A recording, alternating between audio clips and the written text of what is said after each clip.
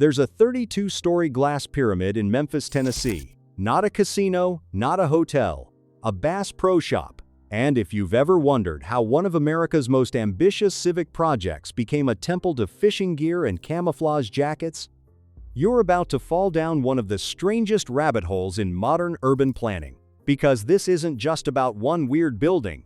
This is about what happens when cities chase prestige instead of practicality, when politicians cut ribbons on projects nobody actually needs, and when the bill for those mistakes sits rotting on your tax returns for decades. The Memphis Pyramid cost around $65 million to build. It sat completely empty for over a decade, and the story of how it got there is absolutely wild. Let's go back to the 1980s. Memphis has a problem. The city's watching Nashville pull ahead. Atlanta's booming. Even Little Rock is getting attention. Memphis needs something big, something that screams, "We matter." So, city leaders start dreaming up this idea for a pyramid. Not a small pyramid, a massive, shining stainless steel pyramid that would become the biggest pyramid in North America. Now, why a pyramid? Memphis, Tennessee is named after Memphis, Egypt. That's literally it. That's the entire connection. But in the ego-driven world of civic monuments, that was apparently enough justification to spend tens of millions of dollars. The Memphis Pyramid opened in 1991 as a sports and entertainment arena. It could seat over 20,000 people. It had this massive arena floor for basketball games and concerts. From the outside, it looked incredible, this gleaming monument rising up from the Mississippi River. Politicians gave speeches about Memphis reclaiming its place among great American cities. The ribbon cutting was triumphant, and then people actually started using it. The University of Memphis basketball team played there. The NBA's Memphis Grizzlies would eventually play there after the team relocated from Vancouver. Concerts happened, big events. But from almost the very beginning, there were problems, serious problems.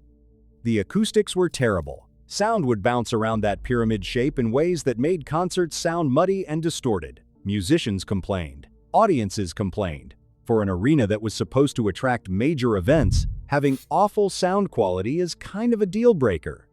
Then there were the sightlines.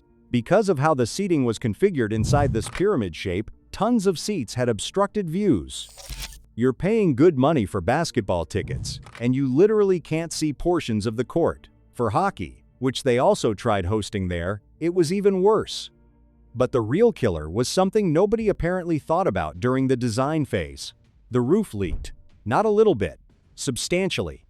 There are stories about staff scrambling to put out buckets during events when it rained. Nothing says world-class venue like water dripping on your nachos during a playoff game. And here's the thing about construction defects in a building that massive and that unusually shaped. Fixing them isn't cheap.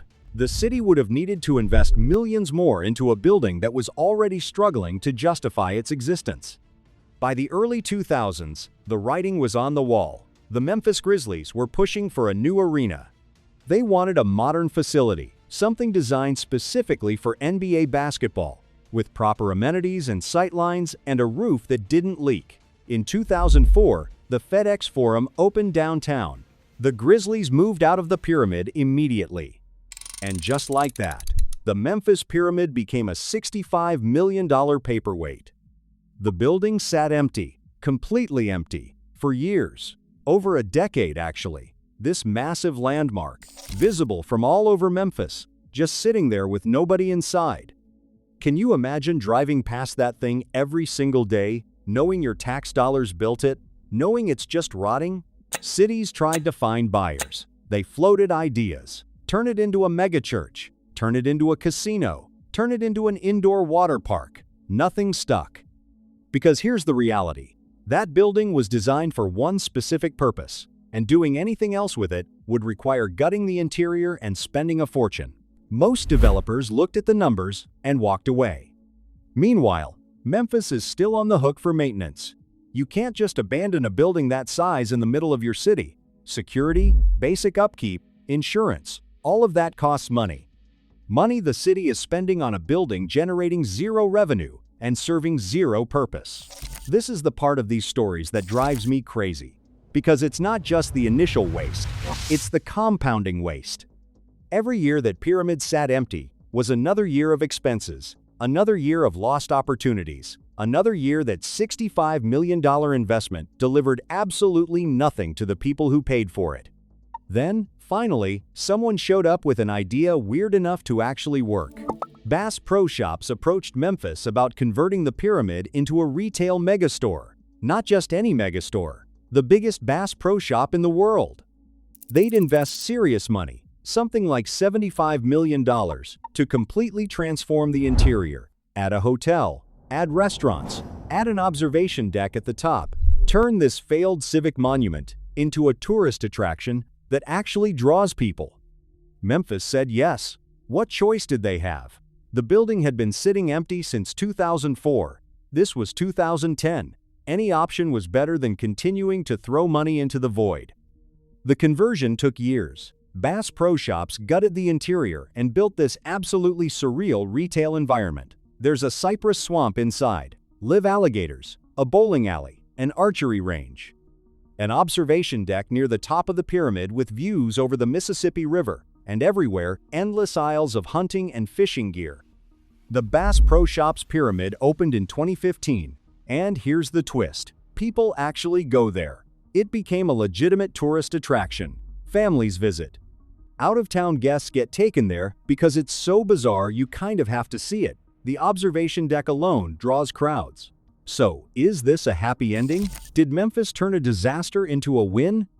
Not exactly, because let's do the math. The city spent around $65 million building it in the early 90s. That's way more in today's money when you account for inflation. The building sat vacant for over a decade, draining resources the entire time.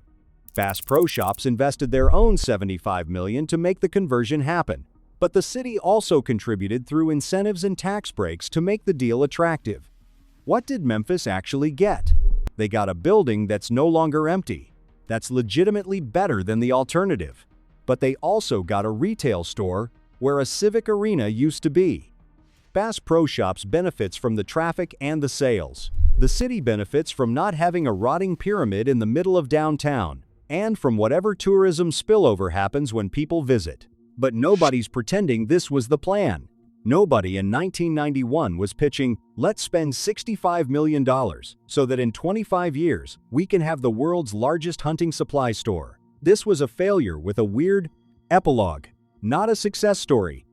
And Memphis isn't alone in this. There are failed civic projects in virtually every mid-sized American city. Stadiums that were supposed to revitalize neighborhoods, convention centers that sit mostly empty, transit projects that ballooned in cost and collapsed in ridership. The Memphis Pyramid is just the most literal monument to this phenomenon.